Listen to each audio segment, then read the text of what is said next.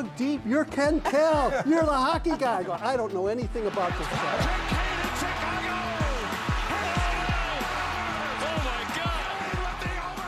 This is The Conversation Line, presented by Fieger Law. Welcome, everybody, to another episode of The Conversation Line, brought to you by Fieger Law. I'm Daniella Bruce, and in honor of Women's History Month, I have two of the greatest ladies in this organization here with the Red Wings. We've got Britta Ottoboni and Lisa McDowell. I'm going to let them introduce themselves because they do some really cool things with the team. Britta, I believe this is your podcast debut. Absolutely, it is. So we're going to let you go first, put you right on the spot. Here we go. I'm Britta, and I am the massage therapist for the team. And this is my 5th season, so it's been quite a ride. Jumped in during COVID, which in and of itself was something, and they still let me stay. They kept her around. There you go. And Lisa, what about you? I'm Lisa, and I'm the team dietitian, and I'm also board certified in lifestyle medicine. And this is my 14th season with the team. Wow, you at 14 already? Yeah. It's crazy. And I love to highlight what you guys do behind the scenes. And let me tell you, some of our fans love to hear what is happening with the team behind the scenes. And your jobs are so interesting. You both travel with the team. Two of the only women, if I'm not there, you might be the only women that travel with the team, right? Yep. So on the road a lot. But let's start with your journeys to where you are right now. Britta, how did you get to this point? How did you find the career path of becoming the massage therapist here? It was just very fortuitous. My education started as an athletic trainer. Yeah. I'm also a licensed and certified athletic trainer. And that was through Central Michigan. Then I went to Denver for grad school, went to California for a bit. But the big thing was I've done a lot with the Olympic Committee. Made a goal at one point that I wanted to get into the Olympics. Got there. Was lucky enough, I've been to 5 Olympics. And along the way, I realized I was good when the athlete was broken or bleeding, but I wanted to be better for him beforehand. So I went back to school and got my massage therapy license and worked with a bunch of different athletes. And I was working in a facility here in the metro area during COVID, and they said, hey, there's a job you might be good at. And so somehow I stumbled into it.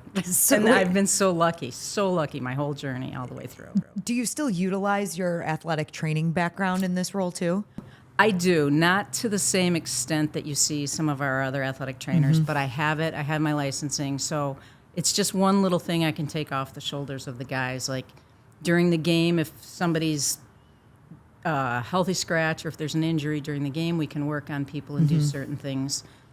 If we had somebody that wanted to come off the bench, one of our head trainers wanted to come off the bench, I can go out on the bench and cover some of the game as well. So I can kind of just do some little stopgap things that way. So it's just more information in, what do they say, more tools in the toolbox. There you go. Lisa, what about you? How did you get to this point?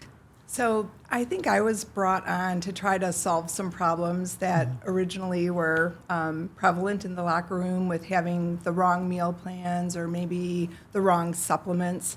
So just making sure that we're avoiding like the ultra-processed food and really working with the chef for our meals, and then food on the airplane, food at the hotel. We eat all the time. As you can imagine, they don't like to be hungry. Yeah. So part of my job is to make sure that the meals are really giving them the fuel that they need so that they have good energy stores, their glycogen stores, and that they're well hydrated. And then also making sure we're optimizing their health from a biomarker perspective, so looking at their blood work and anything that we can do to make sure that we're helping them recover quickly and being the best genetic potential that they have. So did you go to school to be a nurse, or what's your background? No, so I am a sport dietitian. Sport dietitian, Michigan State. Oh yeah, that's right. We're Sparties. Yeah, we're Sparties for my undergrad. And then became board certified in lifestyle medicine as well. So I'm a sport dietitian and board certified in lifestyle medicine. So you knew you always wanted to be in sports. I always wanted to be in nutrition. So I grew up with very Polish grandma and my mom who cooked and gardened, and I fell in love with that and actually work also at Trinity Health, Yep. and helped start the farm at Trinity Health, which was the first hospital to have a farm on its campus. So proud of that story. And we bring that produce here. Yeah, that's incredible. And both of you work in very male-dominated industry, a very male-dominated industry, as we mentioned, the only two women that are flying on that plane with all those guys all the time. Have you experienced any challenges throughout your career from being a woman? I know you mentioned all your Olympic experience, and just how have you seen that grow, and what challenges have you felt like you've overcome?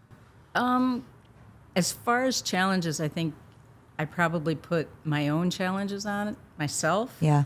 And I don't think that anything is out there to try and stop me. I'm going to stop myself if there's a problem. I was really fortunate enough, it's crazy to say, I was the first female to travel with USA Hockey.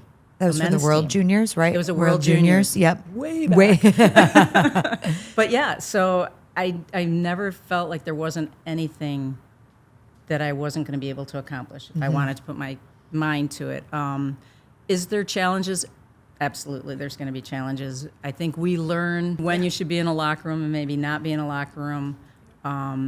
And, you know, I just feel that the locker room is such a fun place. It's where you really get to see real people. I felt that way at the Olympics, in the village before cell phones. Yes, I'm with all the cameras.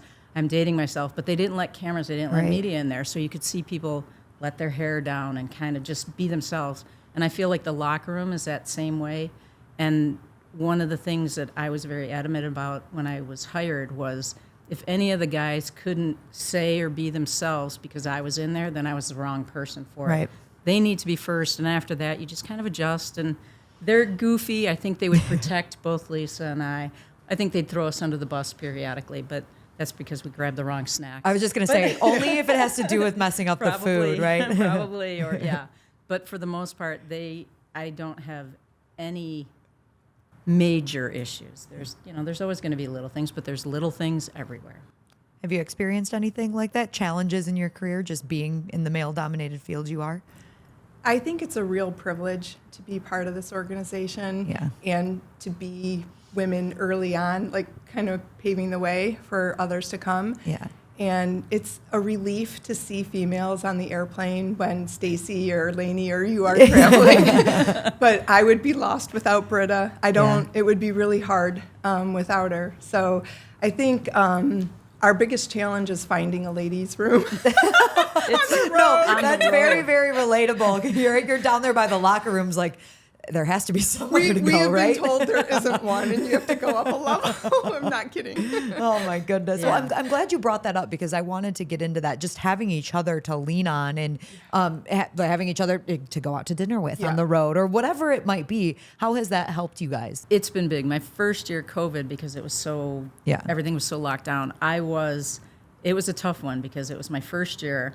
Everybody's wearing masks. I couldn't figure out who anyone was. And then Lisa wasn't traveling with us. So I had to jump into this. Now, I will say we did have a COVID tester with us that would be female sometimes. So that was okay. but we couldn't go out to dinner or anything. Right. You know, you were but I was trying to understand the whole schedule which is a crazy thing. And that was by myself. The next year Lisa traveled a little bit more. You weren't full time my second year. And then the last couple of years she's been there the whole time. And she is unbelievable. And it is nice to have a support because I don't think the guys think like women. Come on. No, they don't. They can't. They can't. They can't. Yeah, and they they're don't. not. And they, like I said, they need to do their things. But sometimes, you do feel like, oh man, am I getting in the way? Right, yeah. I'm probably the grandma of the team. That's the beauty of having women around, though, right? You need some of that because I've seen these guys on the road. It would get crazy if there wasn't any women around to keep them in line just a little bit. But we do whatever it takes for us Exactly. to win. Yeah, Right? Like and that's- whatever it takes. So an example, Bergie was sick on the road. He needed tea. They had these little tiny cups at the arena. Like there was and so we needed to make like 10 cups of tea but you do it, right? Right. Like you bring the ginger, you bring the turmeric, the lemon, you get them good to go, and it's whatever it takes. I'm going to have both of you walk me through what a game day looks like for you, too. We'll do a home game day because I know they're a little bit different. But when you are at home, what does a game day look like for you? At home, it can be a little bit more work, only because if we've got injured guys, they might skate on one rink, Yeah, and then and there's a then- morning skate. So you just basically mornings are easier on game days for me. I don't do as much treatment before the morning skate. I might do some stuff after. Then the guys take off, and we're back in probably 3.5 hours before the game time. And the guys start coming in. I have a group that get their usual pregame soft tissue work. I have some that have a usual standing day before the game. They've all got their schedules on what they like. And so you try and make sure that everybody gets their stuff. They have their particular orders that they have to go into. Obviously, like every sport, there's always that superstition, or there's routines. I don't know if superstition's the right word. Routines are the right word, and you just don't like to break those routines. I want to be as ready for them as possible. And so they know, something I learned in the Olympics, it's like, if you plan for the worst case scenario, you get everything else covered. Yeah. And so as long as we're prepped and we have what we need, we can deal with whatever comes down the way. So do you have everyone's schedule kind of memorized? Like, do you know who's coming when? Okay. That's how do you keep that all straight? Well, That's because we have a big staff. Yeah, and that's so true. different people like to work with different people. And, Yeah. and so it's nice because there's not egos down there in the training room. There really isn't. It's whatever's going to be best for the players. And so somebody, if you're on a heater and you're getting all these goals, you're not going to go work with somebody else. You're sticking with that person. And so sometimes things will roll, or the challenge is usually, like I have some guys that from my first year here, I've worked with them before games, or, wherever their routine is. Now, if somebody gets traded in, or we get a new player that comes with their routine, and you got to kind of play the shuffle game. And I'm assuming you have to learn how to work with each guy, right? So is that another thing that you have to kind of... Everybody's a little different. I don't want to have a recipe. If a Yeah. recipe worked for everybody, then they wouldn't need our big medical staff. That's true. It's because we all bring a little bit of something different to it. And then during the game, you said sometimes you might be on the bench, but you're kind of working in the back. Most of the times I'm Yeah. in back, and if we have guys that need care, we take care of them. If not, I'm sitting there yelling at the TV. At the TV monitor, yep. Like most of the people in the Yes. back. Yep. And Lisa, how about you? Yeah, What is I'm that? just trying to get them what they need, Yeah. right, for being optimized with their Yeah. energy. So hydration and food are imperative, both on the road and at home. And everybody has their own little special something that they want before. Some of them make their own. Some would like me to have it in their stall. So there's a lot of different superstitions with regard to food and how things are, and the electrolytes. And, we have quite a nice formulary of products, from supplements, protein, and food. I'm a food first person, Yep. and we use supplements only when needed. But I would say my biggest contribution is just making sure that everybody has what they need without us running out. Right. And during a game, are you just there if Yeah. someone needs So- hydration or so whatever we- it might and, be? and we're restocking things in between periods. Yeah. So Britta and I are in there, making sure everything is set for the next period when they come in. Arguably the most important job, to make sure they have all their stuff when And that it's puck the drops for the timing, period. you know, Yeah. like Mo liked something at one time, and just making sure it's there. I have to follow up with you because we had Patrick Kane on the podcast, and he told us a story of how his son likes to have a little pregame meal with him. And I know that's probably mostly the chefs that take care of prepping that meal. But do you give him his own little nutrition packet? Like, do you know what he I needs for a know, 4-year-old? It's so sweet. He eats off of our training table. We have such great choices, Yeah. both on the road and at home. I feel like everybody can meet their dietary needs. We have some players who are lactose free. We have a peanut allergy. We have many who are gluten free, and just different preferences. So we really try hard to make everything available. And so Patrick brings home what he would eat, and so his son eats that. Oh, that's so cute. I loved that story. One It's of my great. favorites. Now I'm going to ask you guys, weirdest requests you've ever got from a player. You don't have to tell me who, but the weirdest, maybe a little niche thing that some players do. many. I know. She's like running through. Britta's might not be as interesting as yours would be, Lisa, but just a little food quirk or whatever it is that they would like. I would say one comes back to Pavel Datsuk, and he Oh. wouldn't mind me sharing this, but he loved quail eggs, and we don't make them. So his wife, Masha, would bring quail eggs into her seat, and I would have to run up and get the quail eggs. And this was for like his post-game meal? in between periods. Oh. With tea. I love that. I mean, when you're Pavel Datsuk, whatever Yeah. works, right? You can do whatever Whatever might it be. takes. Do you have any, like the superstition type things or anything like that? Not so much superstitions. We were chatting and joking about it. We get guys, I guess, sick on the road. Of course. And you feel so bad because they can't breathe and they're coming in between periods and you're trying to give them something to breathe, and sometimes the colds or whatever's going around is just so bad. And so I will do some sinus draining things, and they've named it their facial. So they'll come in between periods and say, I need a facial. I might need a facial. I've had you show people me how to turn do this. around that are newer to the team when they hear that, like, what is this? But yeah, they ask for their facial. Oh, that's so funny. That's amazing. I love that, the facial. And when you get like these new guys coming in and different things that each of them need, how hard is it for them to earn your trust? I know that sounds like a strange question, but it's a thing in all of professional sports, even for what I do or whatever you do that involves athletes, getting them to trust you guys with their performance, really.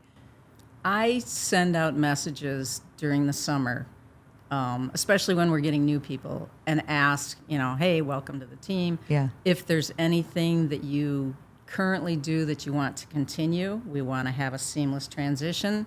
Bring any, treatments that you want, any techniques that you want, anything that you feel makes you the best. Feel free to have your people write it down, anything we can do. So I try and do it that way.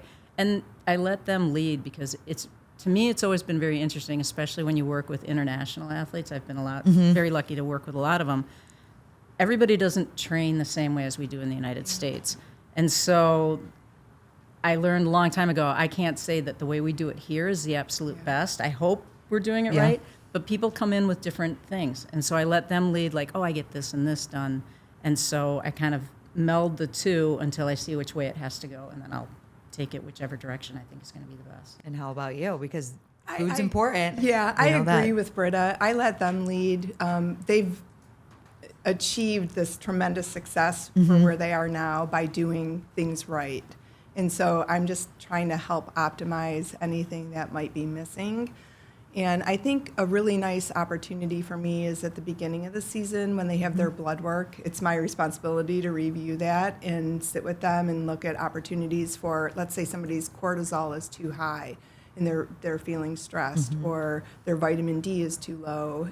Just strategies to mitigate that. Okay, I have one more question for you, and I was given this little tidbit from somebody that found out I was doing a podcast with you guys, and I have to ask about it.